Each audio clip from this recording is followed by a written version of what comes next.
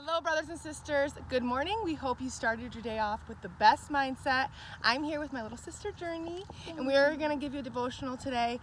We are hot, it's sweaty, and we're at the park, but we are going to be partaking in Bible study together every week going forward since Journee hasn't been to church in months now.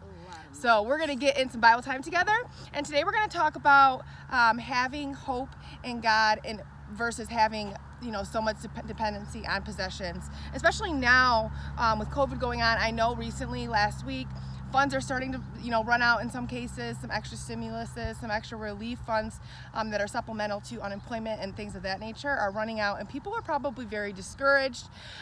It's hard sometimes to place hope in what God, the provision that God has over our life, and it's easier to place hope and be dependent on funds and money and possessions and the things we can see, right? Because they're tangible. We need money to afford our lives. So sometimes we focus too much on that and we focus less on what God is going to do in our life.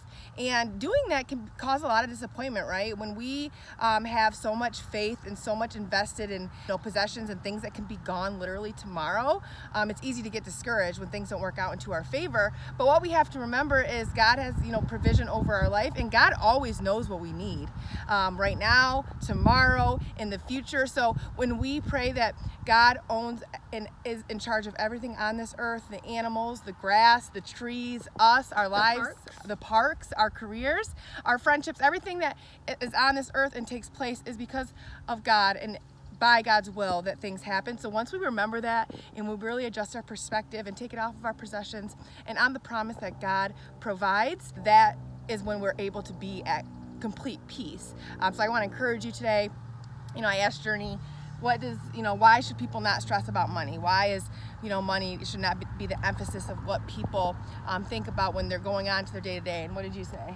I said, let's say that somebody's poor, and then in the future, they might get money, and then afford a house, and then afford food, afford health, and because we never know what God's going to do in our lives. And she said, God can do, sometimes you can't see what God does, but sometimes He can do very wonderful things. And we don't even know it. We don't even know what's in the works. We don't even know what the future holds for us, but we do know that there's provision over our life by God, and everything He is responsible for, and He's going to take care of us. We're going to be okay. So if you're stressing, out about money today, I want you to take a look at things that are permanent and the eternal difference you're making in the world of other people, whether it's the people you love, like Journee here, or someone that you could positively impact in the future. We want to go, and we want you to go love on somebody today.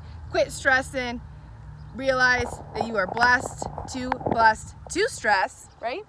We love you very much. Hopefully Journee will be accompanying me quite often in my devotionals, and we hope you guys have a stellar week.